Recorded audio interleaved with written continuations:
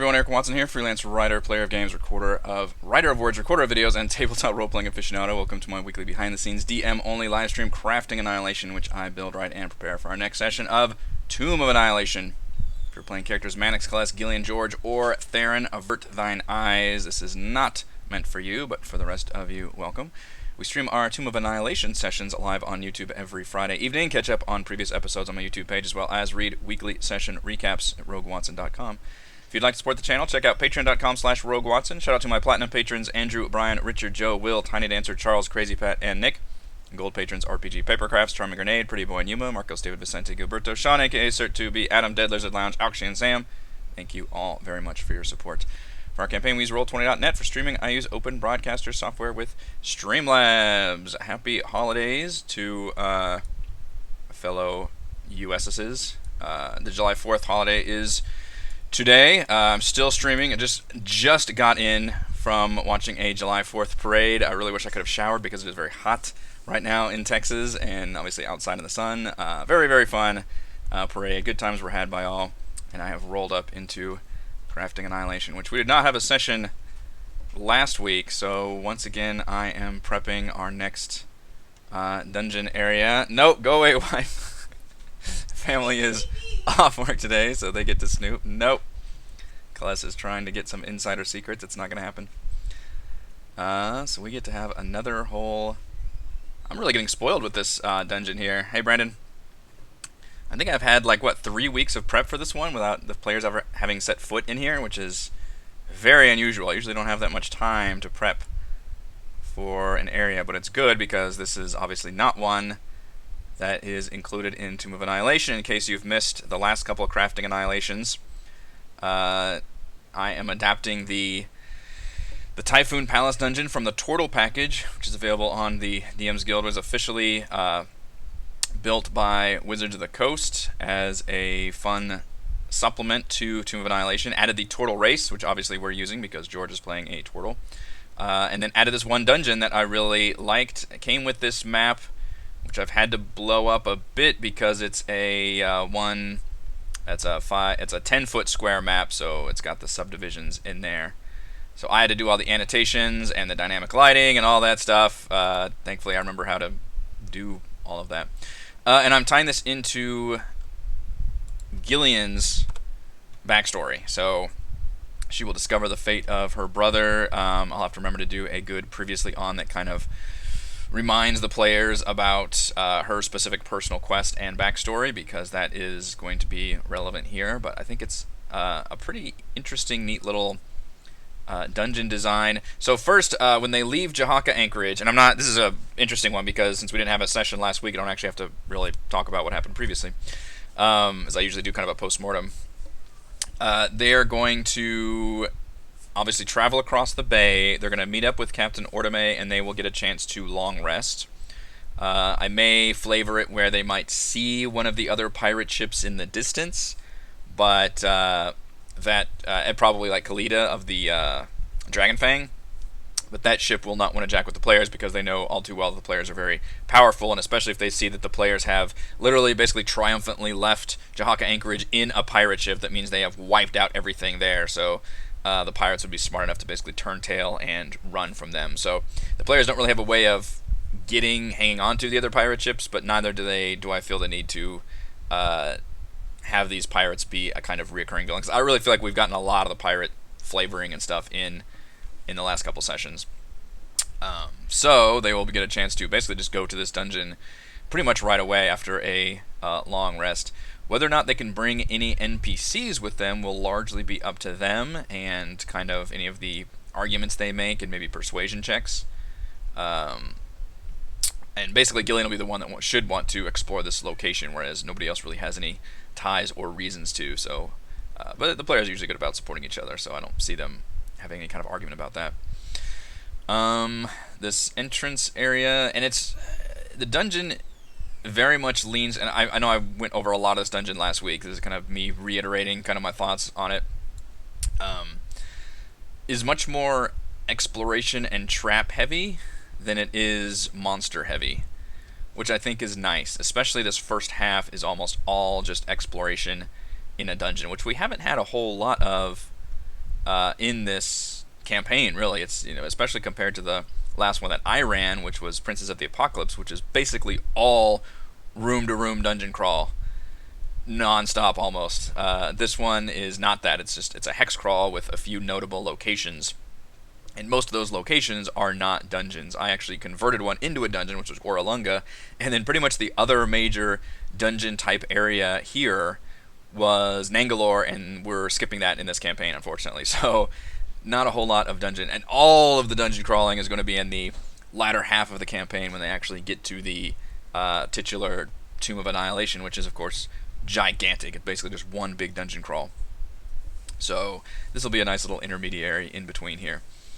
I guess I can talk about the latter half. I still need to put the actual animated armors here, which I don't think is a step. No, it's not in here. Okay, so I need to make an animated armor because I still like the idea of having the ghosts of the previous Umberlee priests in this throne room, having it be a cutscene where they see the actual priest condemning the brother to death, and then some of the remaining ghosts from the cutscene will actually are ghosts here in the present, and they will fly into these suits of armor and then attack that way. But I don't think I have animated armor in here, so unfortunately...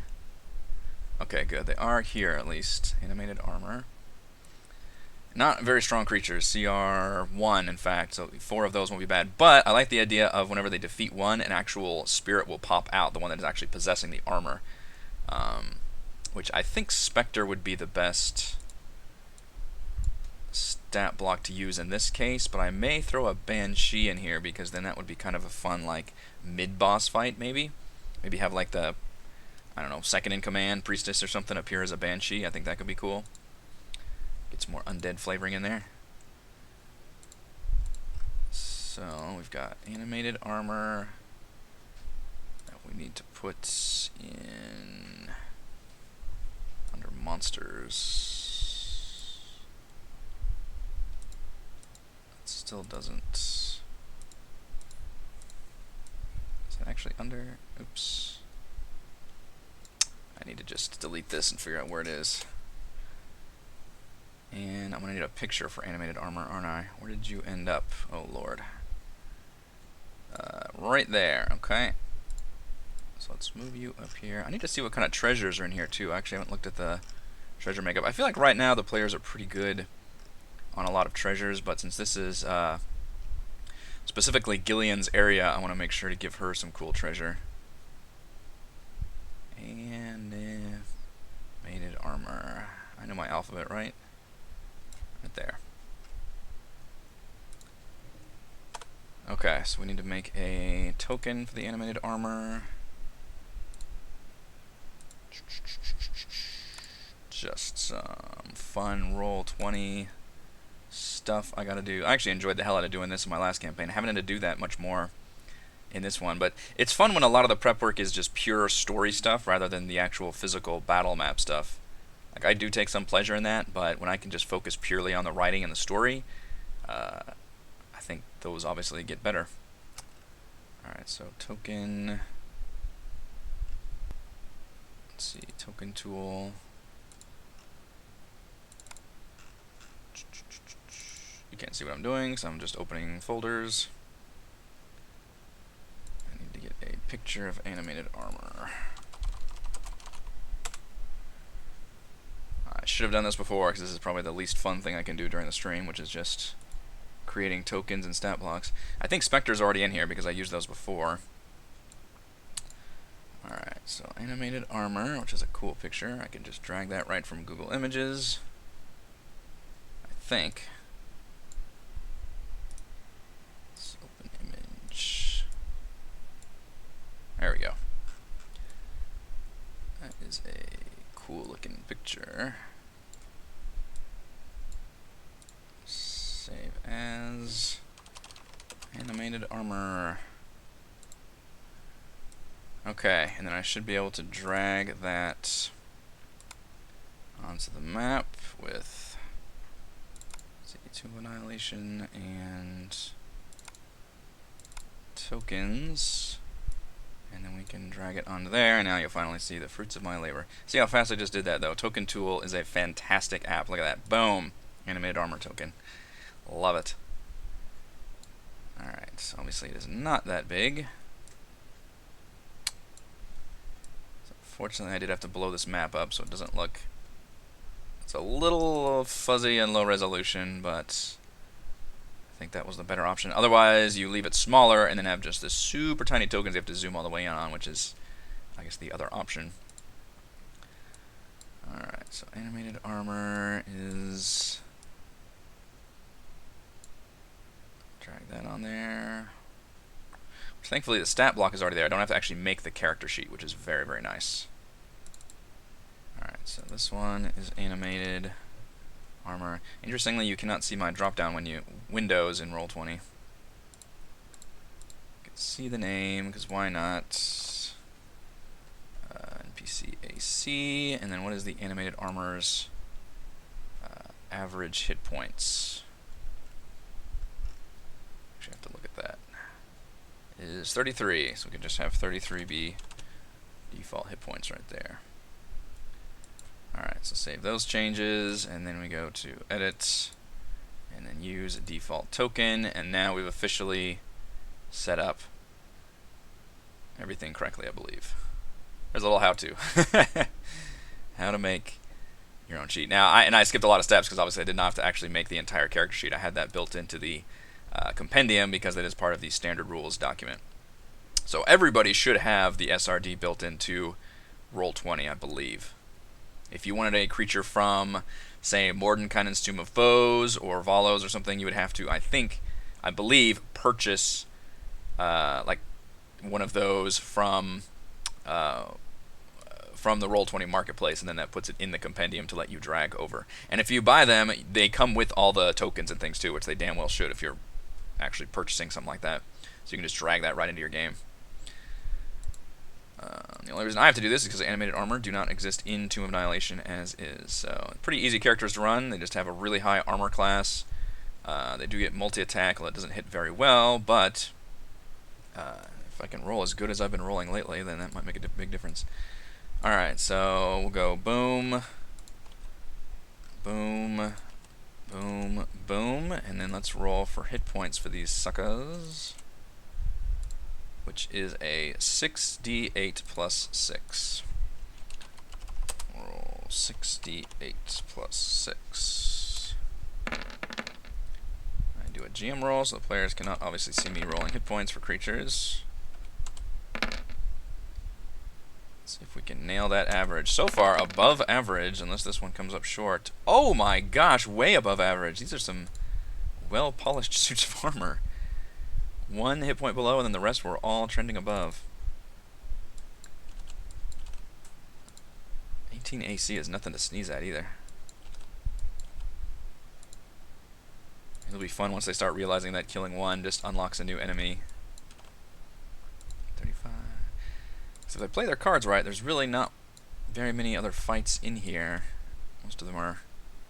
This is kind of the only forced combat encounter, I think. Because they could avoid a lot of other ones until they at least get to the right-hand side of the caves. So this is kind of the big marquee, like, mid-dungeon fight. Which I'm hoping they don't skip through too much. I would like them to explore a bit and go room to room, which means I probably need to put a few more treasures in here that they can find to entice them. Make it rewarding to actually go through and not just have traps everywhere. So, let's put those armors like that. That's a big-ass room, isn't it? And we're going to put them on the GM layer, so the players obviously can't see them. And then we need some, what did I say, specters, which I believe... So one thing I'm having to do is the dungeon is designed for 3rd to 4th level players, and my players are 5th level, which usually there's not a huge difference between one level or the other, but 5th level is especially like a big milestone achievement, because a lot of martial classes get multi-attack, and spellcasters get access to 3rd level spells. It's a big jump up in power, so there's actually a huge difference between like a 4th level player and a 5th level one, so I'm having to scale everything up. And frankly, I think you should just scale everything up across the board. It just feels like D&D, unless the dice go, especially in the DM's favor, players can usually get through most things with flying colors. Spectre, Spectre, Spectre. There you are. You do not need your own vision. I'm not sure why they did that in giving all the enemies their own vision. Do not need to show nameplates. They can see that. There we go. So they will see the cutscene, and they will see a bunch of ghosts literally fly into these suits of armor, and the suits of armor will animate, which I think will be a cool thing. What they won't realize is that once they start killing these suits of armor, then these specters will actually pop back out and enter as combatants. Which I don't believe I was actually doing their life drain, but I may do it here. I wasn't doing it on the pirate ship, again, because they were just long resting all the time, but here in the dungeon that could actually be a big deal. If they fail a con saving throw, and their maximum hit points is reduced by whatever the damage is, which is pretty huge, until they finish a long rest, and I would probably not let them long rest in this dungeon, because I think that's kind of the point of balancing the short rest versus the long rest, because if you long rest too often, players become insanely powerful. So I think the idea is you want to do most small to medium sized dungeons on the one long rest, and then let them short rest like 1 or 2 times while they're doing the dungeon. Alright, so let's roll hit points for these guys. It's a straight up 5d8.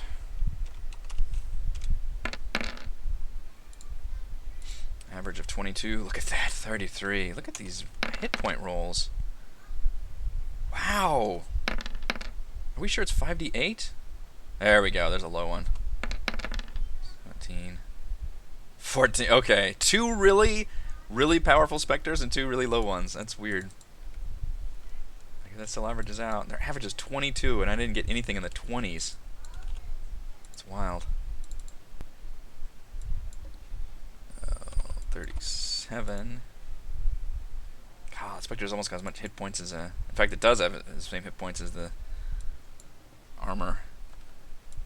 17. And 14. I don't think there's really a good system for doing this in Roll20 because it just takes the average as the default, but obviously if you want to roll for hit points, you just kind of have to manually change every single one of them. So, what are we going to do? We're going to tie each one to a certain one, but we don't want to reveal them too quick, so we need to make sure they're actually a little separated from the others. In fact, it might be worth putting them kind of grouped up in the corner. That way I can just draw a box to reveal the others.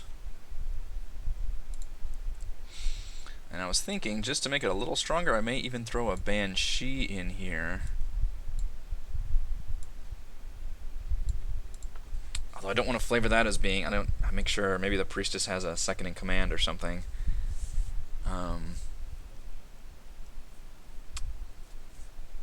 Maybe like the Executioner would be a Banshee.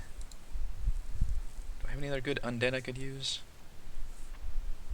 Some kind of ghostly thing, which I think Banshee is still. Ooh, Wraith? What's a Wraith? Wraith is already built in here, too. Ooh, Wraith is a CR5. I don't know about that.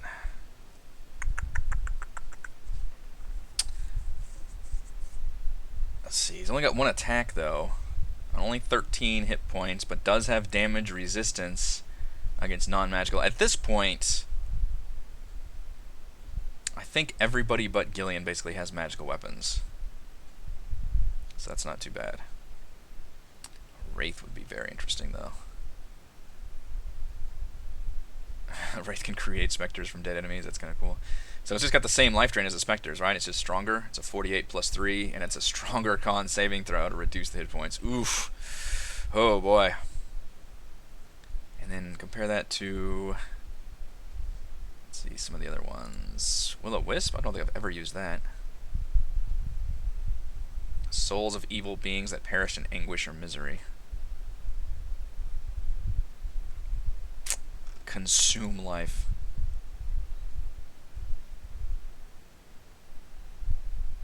Will-o-wisp and its light magically become invisible until it attacks or it consumes life until the concentration ends. Woo, just have an invisible one running around. Shock. Deals lightning damage for 2d8. As a bonus action, the Willows can target one creature it can see within 5 feet of it that has 0 hit points. Oh. It just kills people. I don't know if that quite fits. The Wraith could be good because that could be like the actual executioner. Because I want the priestess to be the final boss. So they're gonna fight her later. And we fought like a lot of zombies and skeletons. We have not actually fought any ghostly spirits, because that's kind of what I've flavored the campaign, is that all the ghosts and spirits are getting flung into the soulmonger.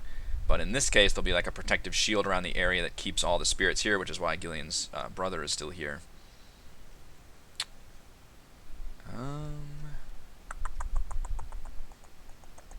Just looking through what my options are. Revenant? That's actually a thing, though. Yeah, that's a... doesn't quite fit. It's either Wraith or Banshee that I'm leaning towards for a kind of mid-boss ghost-type creature. I don't know if you all have any suggestions, and I assume we would have a lower crowd here today because it is a holiday here in the U.S. Visible Stalker's not actually undead, is it? It's an elemental. I still need to have a Commandant encounter for George. I think I may just have him find a snakeskin here in the dungeon. Doesn't have to kill every single one of those creatures. You'd think you'd be able to find a giant snakeskin by now, but it actually hasn't come up. And I don't have, obviously, every enemy in my sheet, which I don't think Banshees are in here either.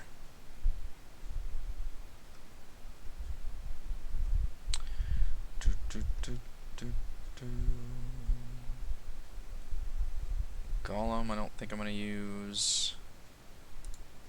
Chain Devil. I bet you could flavor that with like tentacles or something. Oh, CR11, good lord. Maybe I was thinking of Barb Devil. Which Barb Devil? Oh, it is in here. No, that's just a spiky guy. CR5, I can summon devils with multi-attack. What is a Banshee? Because unfortunately it's not in here, so it means that's another one I would have to make. Oops. So it's either Banshee or Wraith. It's not in here at all? Uh-oh. Oh, maybe that might be my decision then. Monsters. Is it called a Banshee? And it's not in the standard rules document, I guess?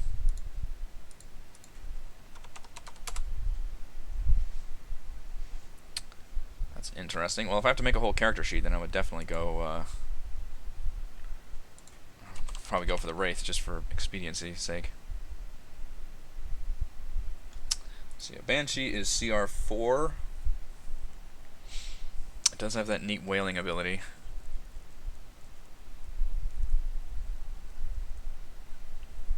It's got some fun abilities, though. But that would be too confusing, because then it would be like the priestess would be the Banshee, but she's actually a different kind of monster. So I think I might just plop a Wraith here. CR4, yeah. Would that make this fight too terrifying? I don't think so. I don't think so. If I just added a Wraith to this fight. Let's see what that looks like. Just a Wraith.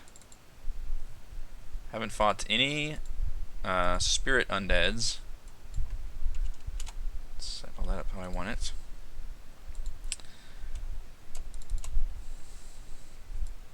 Kind of a ghostly... So I like that being like the mid-boss. And it was probably the second in command under the priestess. I think I named her Saretha, who was the one that fell in love with Gillian's brother, and who Umberlee punished because she Even though she did carry out her attack on the Triton envoy, she did fall in love with the brother, and so Umberlee crashed the ship, and the priests rebuilt their ship into this kind of temple palace in Umberlee's honor, but in order to curry favor back, the priestess ultimately condemned the brother to death, which we could just have this person be a random mid-boss, or maybe he's the actual executioner that like put him in the cage or something. That could be cool. And I'll flavor it that maybe they put him in a cage and just, I don't know, left him out in the sun or something to be parched. The bad thing is the cage is still back here, but I could move it. I could just put the cage out here in the garden maybe and create like a whole, because that would, if I want to flavor it that way. No, I don't want them to find this room too early though. I want them to have these two cutscenes first, and this way it forces them to go deeper into the dungeon. So maybe I'll keep it there. I need an actual better cage. It's like for some reason they wheeled the cage in here instead of leaving it out there. Well, that's just the reason. I need to roll hit points for the Wraith, I guess, too. Get me a cage, please. Preferably a... Ooh, that's good. What are those called? A gibbet or something? Except I need like a top-down one.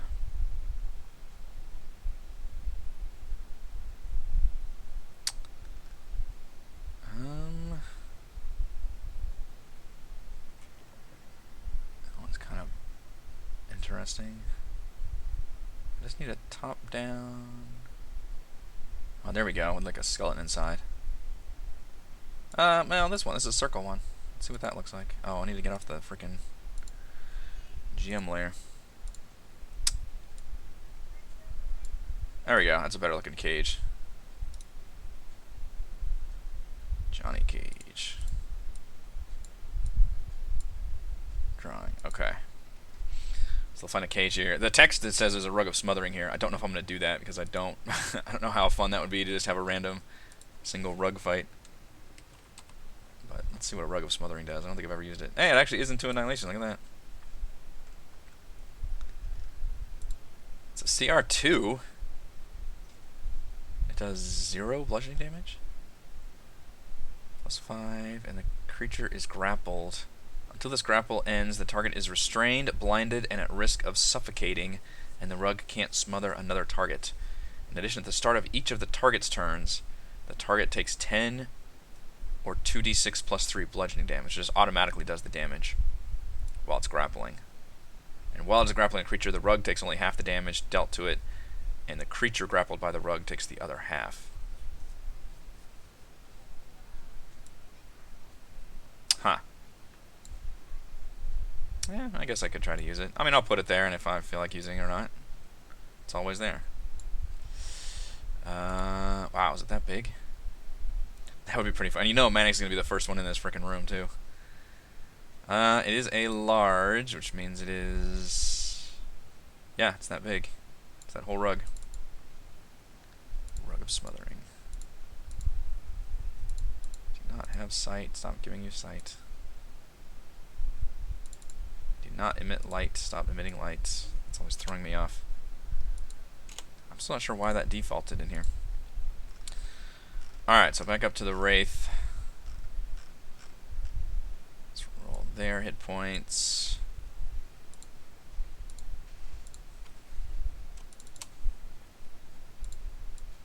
The rugs. I don't think we've ever used them before in our campaign. We've never used mimics before either, and I'm looking forward to using mimics for the first time, which is definitely going to be a cruel thing for me as the DM to do. GM roll 9d8 plus 27. That's some dice right there. Survey says 61. A little bit lower on a Wraith. Technically not a named Wraith though, so if it's a named NPC, when I roll hit points, I have a rule to always take the first one that's higher than average. If it's not a named NPC, then I just go with whatever I roll. I suppose we can roll for the rug, because I've got So this is the big treasure room in here, and the idea is that they will be able to get a lot of cool shit out of these crates, but 2 of the crates are going to be mimics. And it's going to be delicious. Another battle after all those traps too. This is going to be a cruel gauntlet. 98 plus 18. Good lord, these hit point rolls. Both of those above average. 63 and 74. You guys are, I mean, I'm staying honest here. Here's what I'm rolling. I am on fire. Maybe I'm using up all my good rolls here. Who knows? You need to be on the GM layer, my friend. All these enemies are on the GM layer. This whole dungeon is just waiting, is lying in wait. I'm gonna spring attack. GM roll 60-10. You do not auto your stuff, please. 30, there we go. It's a slightly weakened rug. It's a little mildewy. Only slightly. Anything requiring the party to roll strength will be pretty challenging. That's true. If we have one deficiency in this party, it is strength. So anytime... The biggest challenging, like, things for the party is, like, athletics checks. So it's like rowing boats or climbing the ladders of Firefinger and all those. Those were definitely the biggest ones. Which, I guess those are grapple checks, aren't they? So it's the escape. If you are grappled and smothered by a rug, then that is a, I believe, escape DC of 13 is just a strength. Is that a strength check they have to roll? 13 is not easy for this party.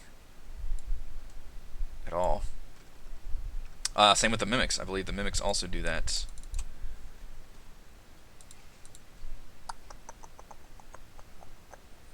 Right? Yeah, adhesive form. Mimic adheres to anything that touches it. A huge or smaller creature adhered to the mimic is also grappled by it. So the idea is they're going to run around and just grab chests. Now, how do I determine who actually opens a mimic? Do I just make that as a DM choice? Do I have players all roll? Do I roll secretly? Because obviously I can flip them around. They're on the GM layer. I can put them wherever I want to.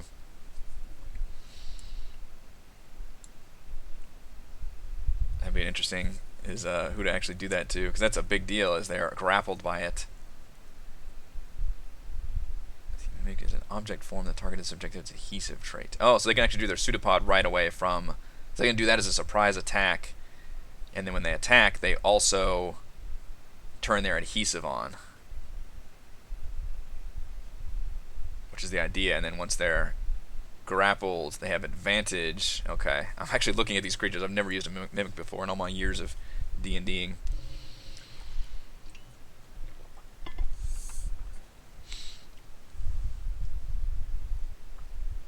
So they stay in object form.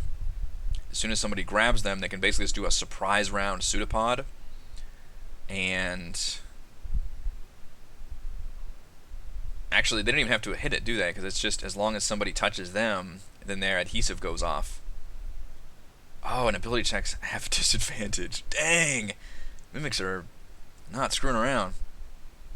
Just kill Mannix now. So here's the thing. We should have taken a one of those like office pools to see how long Mannix would have lasted. What would have been fun is if we had determined at the beginning of the campaign like how many, not deaths, but I guess unconscious states each player would go in, and like who would have the least, who would have the most, and all that, because I do keep track of those stats. Mannix does have Dungeon Delver, which is going to come in very handy, because I believe that gives him advantage on saving throws against traps and damage resistance against traps, which is a really, really good feat to take for this campaign, especially for the latter half of the campaign. It hasn't come up too often so far because we haven't had a whole lot of actual dungeons, and in those dungeons haven't had a whole lot of actual traps. But he has advantage on checks to detect them, he has advantage on saving throws to avoid or resist traps, and resistance to the damage dealt by traps. Those are all really, really handy things that may keep Mannix alive. Maybe. Poor bastard. I love his character so much, though. I think he's so much fun. It's going to be painful when he inevitably dies because it's going to be really hard to keep this character alive. I do have kind of plans for, because one thing I really like is um, whenever you treat a character death as kind of another avenue, like a branching storyline. So, in other words, and you could make it like a character option, but I was thinking, like, especially here, if he really goes down, let me turn on my camera brightness a little bit. Um, if he goes down, I could even have like the voice of Umberlee come in and like talk to him and be like, because this is like her domain, and she's got this protective bubble that literally prevents souls, as long as they haven't completed the dungeon yet, and taken out the priestess, prevents souls from actually getting sucked into the soulmonger. So in this case, the soul would actually linger and be trapped here. So I could have Umberlee like show up as like a vision if anybody dies in this dungeon, and be like, hey, I will restore you to life, but you work for me now. Your like alignment and personal goals and everything is now aligned to me, and maybe their form becomes like something slightly different, or play around with that a little bit. Maybe they have like I'm picturing like the Pirates of the Caribbean, where they're like cursed with like the nautical body parts and mutations and stuff.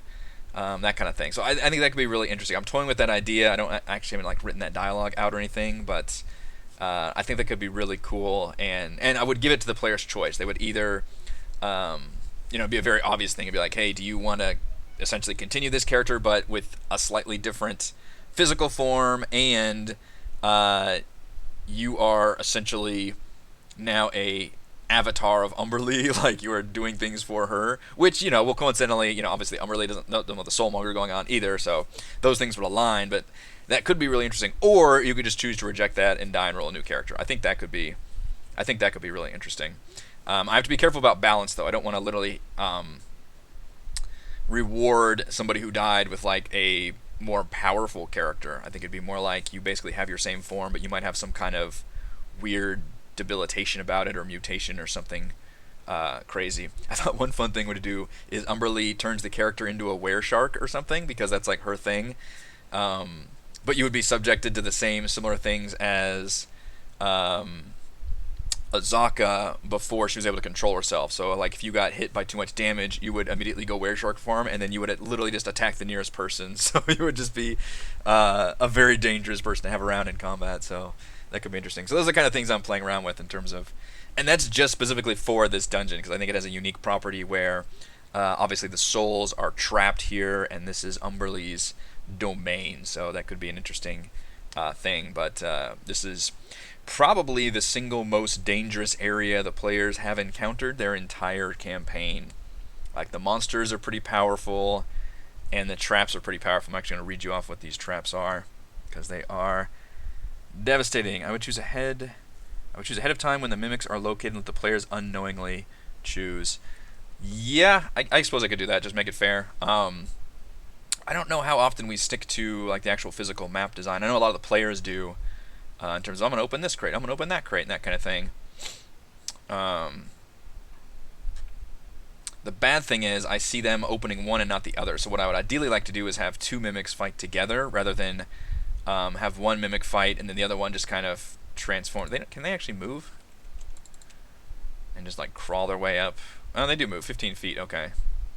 So it just this crate kind of bounces towards them, would attack. Which that might be the other way to do it, is you just have one of them transform and grab somebody, and the other one on the mimic's initiative order, so the players won't know it yet, will then transform into a teeth thing and start chattering towards them. So that'd be the other way to do it. So maybe put like, I could use the same thing. Put one here, and when they start like unlocking that one, have the other one come in and attack, rather than two of them able to grab them right away.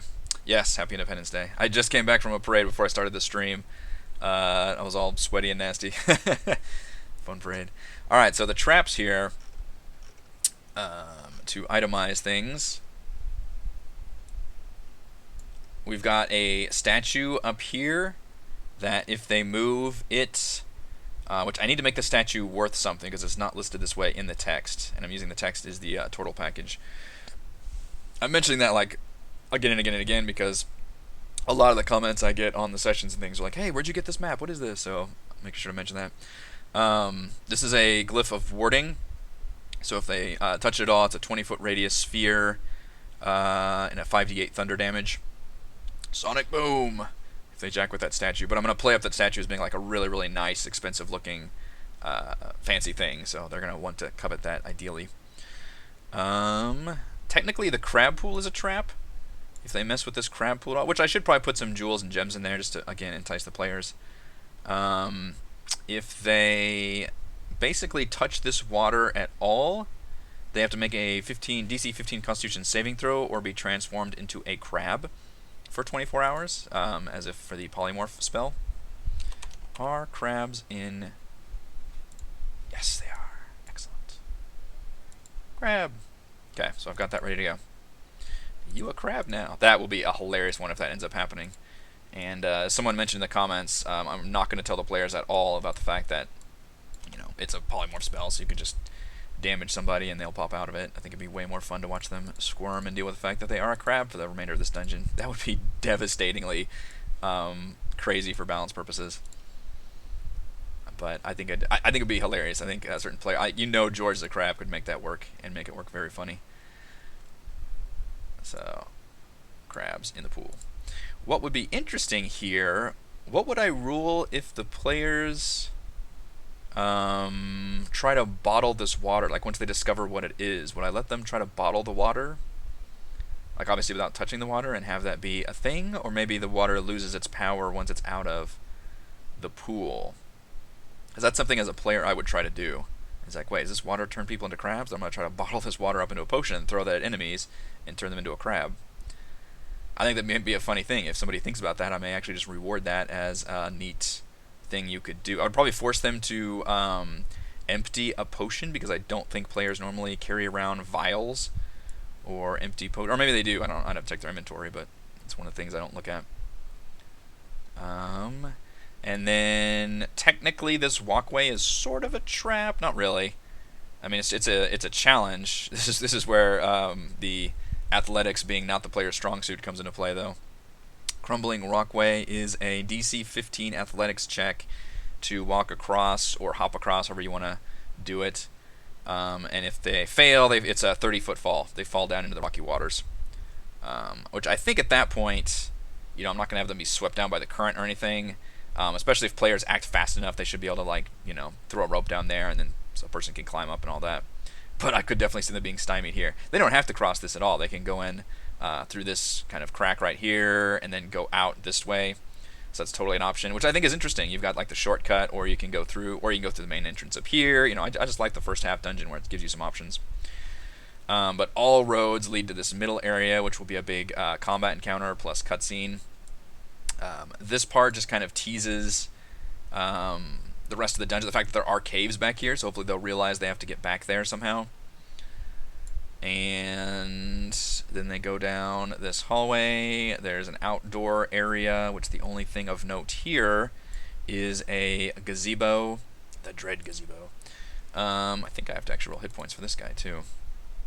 There'll be some treasure and bones in the bottom of the gazebo, and above it there will be a roper. These guys have a lot. Look at the stats on these things. 20 AC and 93 hit points. Fucking ropers, man. What the hell? These things are legit. I guess they're a very, very specifically designed creature. They do one thing. Oh! My hit point spiel finally gave up on me. That's a really, really weak roper.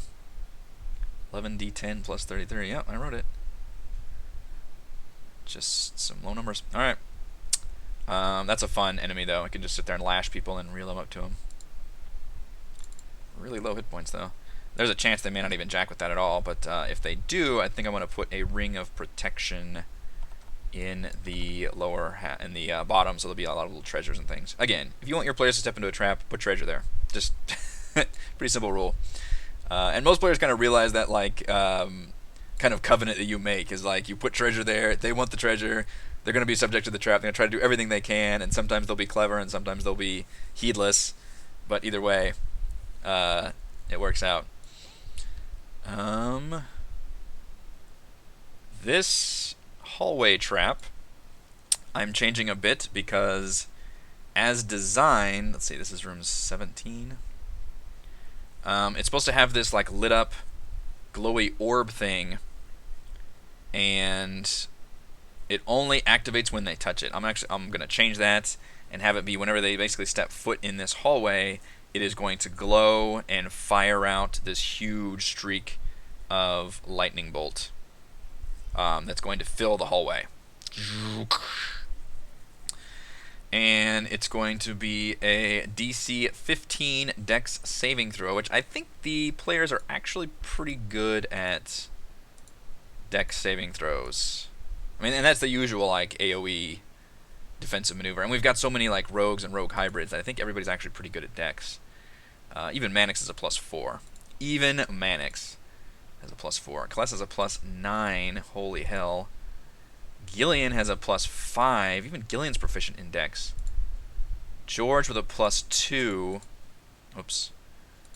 And Theron with a +3. So Dex, pretty good across the board, but obviously anybody can fail anything. And that is a 4d6 lightning damage on a failed save. That's actually not... That's not as strong as a lightning bolt, is it? As written in this text. That's not too bad. But the idea is it's a repeatable trap. Because how much does a normal lightning bolt do? Is 8d6. So it's actually half a lightning bolt. It's 4d6. That's not too bad. But the idea here is that it repeats. So essentially, it's going to zap out. And I may put everyone in initiative for this trap. Is that a good idea? Because the idea is it will go off every round. So they have a chance to run to the nearest door and jump inside, depending on what their movement is like. But that will kind of...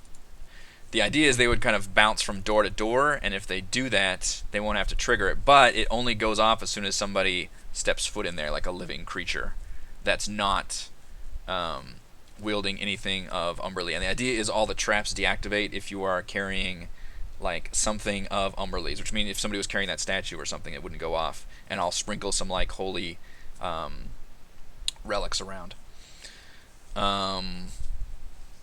But as soon as somebody steps in there that's not wearing it, it will then zap. So you could, if you were smart about it, you could send somebody in there to activate the trap. Somebody's got the highest defenses, and then the next, everybody else rush through and open the door. The funny thing is, if they rush through this door, they're going to get worse. Bad things are going to happen because this trap is even way worse. So these upper areas don't really have any enemies or monsters in them. There's just a chance to explore.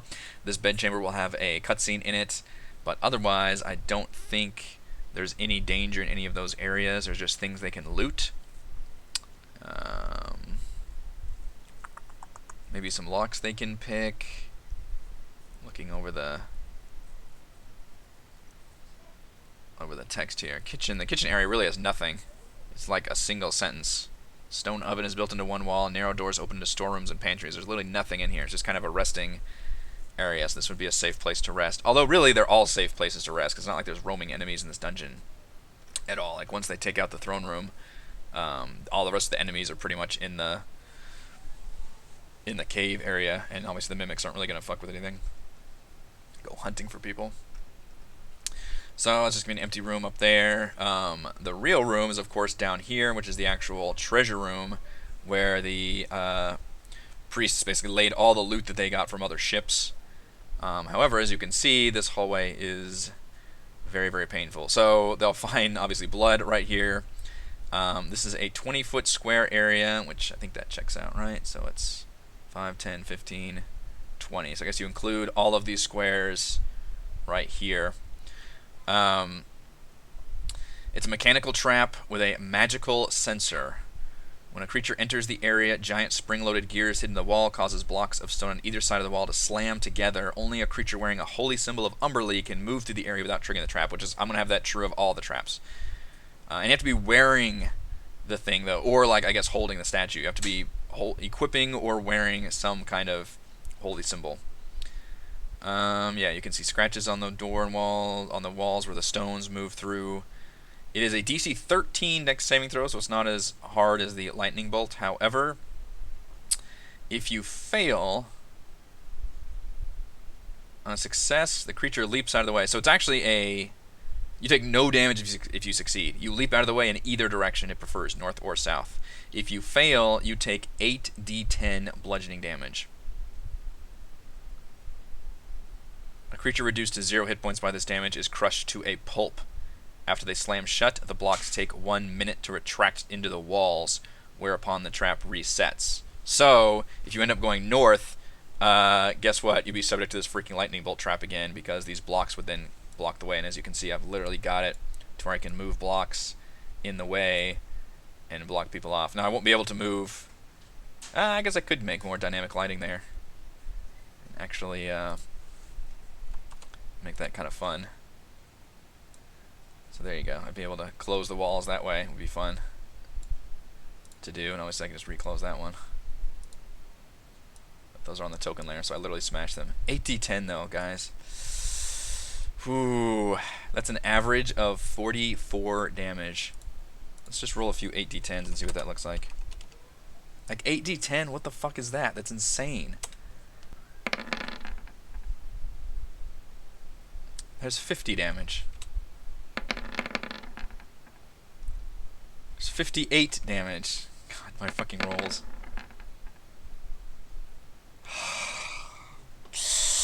I'm a that's crazy. And this is designed for level 3 to 4 dungeon. That is a killer trap. That trap will kill people.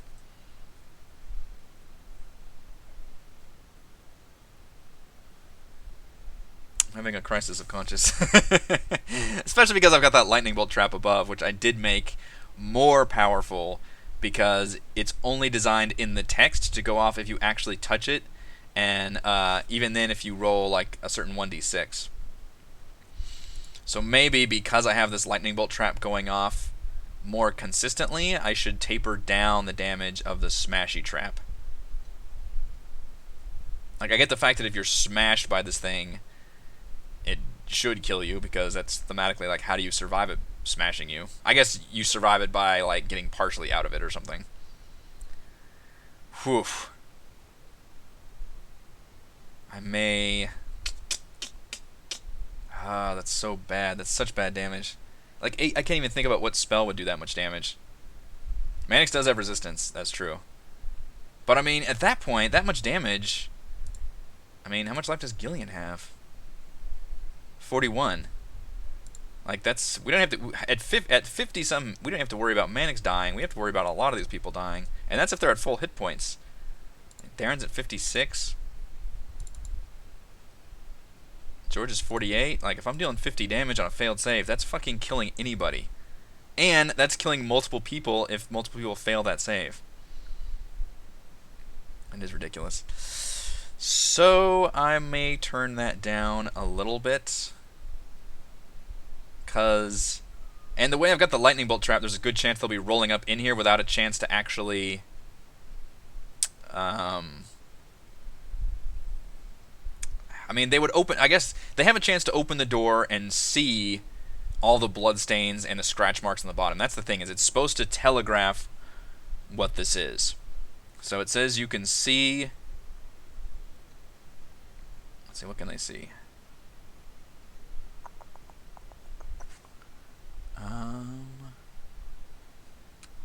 Beyond the double door is a 20-foot wide, 20-foot long hallway leading to a dark pillared chamber strewn with chests, crates, and other containers. Everything is covered with dust, but not enough to conceal the broken bones and weapons lying on the hallway floor. So obviously that's a clue. Characters who brush away the dust also find blood stains and deep scratches on the floor. These clues suggest the presence of a trap. So the blood stains are on the map, so I'm just going to say that you can see those clearly. So all of that... As long as nobody has stepped into the room, has crossed the threshold of the door, they would be able to look at the trap without actually triggering it. The problem will be trying to get through here without knowing that the only way to not trigger this trap Which, if Mannix uses Detect Magic, he would be able to tell that there's a magical sensor. The problem is, the players don't know that what they need to not set off all these traps is the holy symbols of Umberlee, which I'm going to sprinkle throughout the dungeon. They'll find some like in the bedroom, in the kitchen, and all that. Enough to where if everybody could equip one. Um,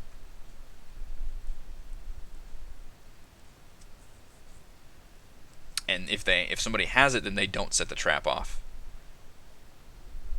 But there's no way to. Well, you know what? I would allow a.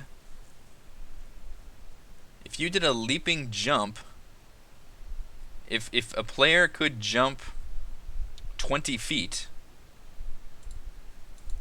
could they then get through it? I mean, they would jump and then the things would slam, but if you're already jumping, then I don't think you need to make the dex saving throw, because the whole point of the dex saving throw is to jump out of the way.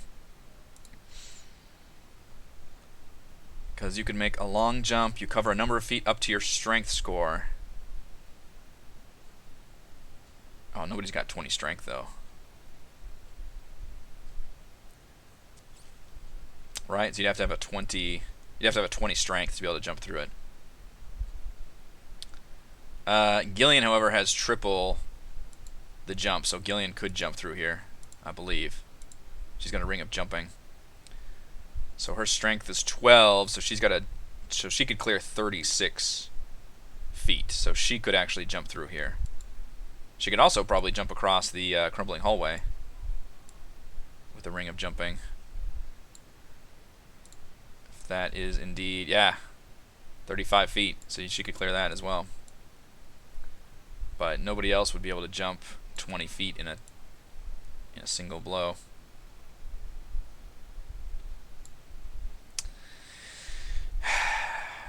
I may tune that damage down a little bit. Like, I still like the Crusher Trap, but I don't know. It does feel a little cruel just because it's right next to another trap that I like this one, which is the lightning trap that constantly goes off. And I've got mimics in here. Man, I don't know, y'all. Did I make this too deadly? Did I overcompensate a bit here? I mean, I added a Wraith to that one fight. The lightning bolt trap goes off constantly. The mimics are supposed to be... There's one mimic in that other room with a bunch of shadows. So instead I bumped up the shadows to specters, had them embody animated armors, and then put 2 mimics down here. Oof. Yeah, that's true. I could do a warning. I like that idea. That's a good point. Anon, I like the idea of some kind of a warning on the door, a plaque. Aquan's a kind of a cool idea too, because I bet Gillian and George. She knows Primordial for some reason, not Aquan. Why do Tritons not know Aquan? I think I had that problem last time.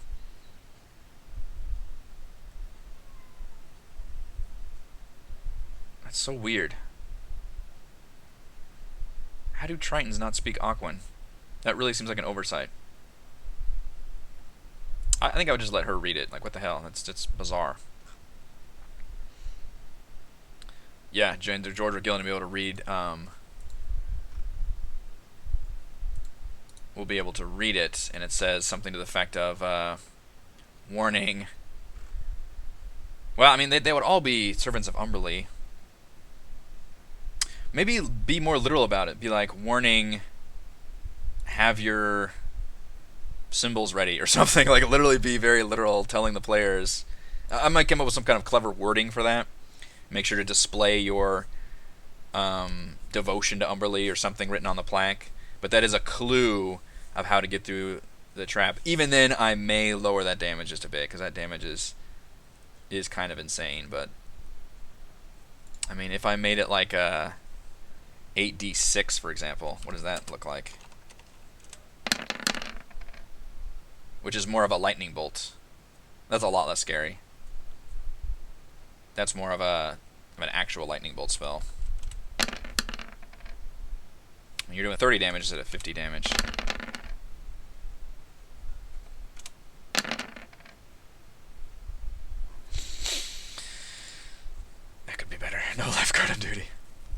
Yeah, I like that idea. I think I'm going to add um, something to that effect to room 18. So, warning on the door, written in Aquan, and I'm just going to say that Gillian can read Aquan or something, just give her that proficiency, because that just seems like a weird oversight. And then in the treasury, so once they deal with the mimics, God, they're going to be so hurting after this. If they go lightning bolt, trap, and then mimics, god damn. They're going to be giving me the stink eye. Which, you know, they've had a lot of situations where they've been able to long rest and do just fine. There's going to be a lot of treasure in here, though. This is going to be a huge treasure haul full of nice items and some magical items as well. I want to put a Bard of the Instruments for Gillian, I believe, in here. Or I guess it's called Instrument of the Bards. Instrument of the Bards. Bagpipes, of course. But she will be able to find those. And that's a really cool item. You can add your proficiency bonus to any ability checks you make to play music with the instrument. A bard can use a musical instrument as a spellcasting focus. Let's see. And then there's different ones that give different spells, it looks like. So the idea is each one gives you just some new spells you can cast. Use an action to play the instrument and cast one of the spells. Once the instrument has been used to cast a spell, it can't be used to cast that spell again until the next dawn. Can't be used to cast that spell again. So it comes with a bunch of spells, and each spell is a once per day. You can play the instrument while casting a spell that causes any of its targets to be charmed on a failed saving throw, thereby imposing disadvantage on the save. Okay. All instruments of the bards can be used to cast the following spells: Fly, Invisibility, Levitate, and Protection from Evil and Good. In addition, the others have things they can cast. I may change that, because those are like all the best spells: Fly, Invisibility, Levitate. What I do want to have done is have it be, obviously, water themed. So have it be a bunch of water spells, like water breathing, water walk, I don't know, sleet storm or whirlpool or call lightning or something that has to do with the storm. Essentially a bunch of water themed spells that they could cast. So it'd just add a bunch of new spells that she could cast, which would be cool. Yeah, it's a good idea. College of Whispers. I don't think any of they list a bunch in the Dungeon Master's Guide, but none of them are exactly what I'm looking for in terms of spells. This one's close. The Harp, Confusion, Control Weather, and Firestorm. Obviously replace Firestorm. And try to give it a balance. Make sure there's, like, you know, one offensive spell, one utility spell, one maybe buff spell, that kind of thing. But so they'll have a gauntlet of danger here, but then they'll be able to loot a bunch of nice shit here. There's a Qual's Feather token of an anchor. There's a whole bunch of loot in here. Probably they'll find some potions in here. This will be a really good loot haul for them. They'll find a big statue, which is going to be like a face, I think. Let's see. A wide alcove in the east wall is not visible from the northern entrance. When characters see the alcove for the first time, at the back of a recess in the east wall is a giant stone visage rendered in bas relief. The face is that of a divinely beautiful woman with kelp for hair, eyelids like seashells, and a vaguely menacing half smile. That's great. The face, which is 12 feet tall and 10 feet wide, represents the goddess Umberly. It radiates an aura of transmutation magic under the scrutiny of a detect magic spell. God, if Manix remembers to cast detect magic throughout this dungeon, he will have a huge advantage over a lot of the dangers here. As well as this is the hidden entrance to the back half of the dungeon. Or I guess the back, like, fourth. When a creature openly wearing or brandishing a holy symbol of Umberly comes within 10 feet of the face, its mouth opens wide, creating a 5-foot diameter opening that allows access to the caves beyond. The opening is lined with rows of triangular teeth similar to those of a giant shark, but are easily avoided. The mouth closes after 1 minute, but can be reopened from either side. So that's cool. Just a classic giant stone face that opens, but again, only if you've got the symbol of Umberly. Hopefully at that point the players have figured out what they need to do and how to get across. If they're really stumped, then I'll have them roll like religion checks or something, and then they can kind of put two and two together and like, hey, most priests tend to guard their paths via their literal holy symbols. So maybe brandishing one of those will open the door.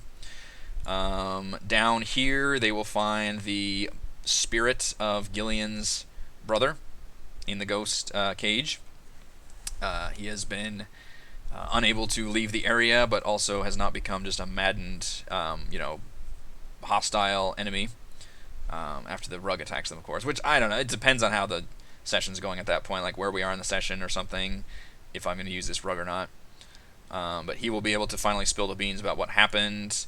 He will say that he can't leave this place because of the priestess is still alive, and so she has the connection to Umberlee, and she's what's keeping this kind of dome around this area and keeping all these evil spirits here. And unfortunately, what he doesn't know is that if the players defeat the priestess, then instead of him going to the afterlife, he'd be sucked into the soulmonger. So I may have to communicate that to the players to where they have to say, hey, yeah, we can help you out, but you're going to get sucked into the soulmonger. And then what he can do is either possess her instruments or possess something that she's got. I'm literally thinking about doing her jar of lard, because that'd be a funny way to tie in like her personal item she got at the beginning of the campaign. That he can possess an item, instead of possessing a person, he can possess an item of hers, become kind of a poltergeist kind of situation. And then essentially that's another magic item for her. It's some kind of benefit that I haven't quite worked out the details of, but maybe something like a once per day he can maybe boost the spell slot of a spell to like the next spell level, for example, for free. Or, if that's not enough, maybe I can come up with some other ideas, but because she's already getting the instrument, so she's going to have a bunch of new spells that she can cast. So I think that'd be a fun way to instantly like bump up any spell and just make that be like a once per day. He can just kind of appear as a ghostly form and cast that spell, and then he can just be there with her. And then the idea is once they finally destroy the soulmonger, then his spirit can finally be laid to rest. But until that happens, he'll have to accompany her. So I like that. I think that's a fun conclusion to her personal quest, essentially. But he'll be able to tell, and then if they haven't figured out that, then he'll be able to say like, oh yeah, you need to brandish the things of Umberlee, which I like putting him down here, because then the players have already gone through a lot of the dangers, and then they'll essentially learn how to solve the dangers by talking to the ghost there. And then once they make it into this cave, the text says there's really nothing in this back area, which seems like a waste. These are the caves of worship. Well, I'd take it back. There's a Zorn. There's a random Zorn that just pops out of the ground and demands to be fed gems, otherwise it attacks. Which just seems very random. Instead, I'm going to have some Chul just pop up and attack the players.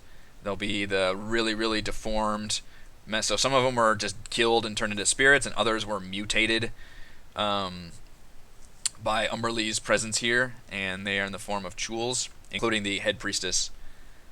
And they will attack the players. Don't know. Let's see how powerful. Chuls seem pretty strong. I mean, they've got good AC and hit points. Multi-attack, pincher, tentacles. They can poison and paralyze. Otherwise, they're pretty straightforward to run. I need to roll hit points for these guys. They are CR4. And again, by the time the players get to here, they're going to be pretty weakened. 11D 10 plus 33. That's the exact same as a Wraith, isn't it? No, it's the same as the... Oh yeah, it was the Wraith, I think. 11D10 plus 33. Interesting. Or no, it was the Roper. Sorry, it was the Roper that had that many hit points. Oh, my rolls are failing me now, both slightly low.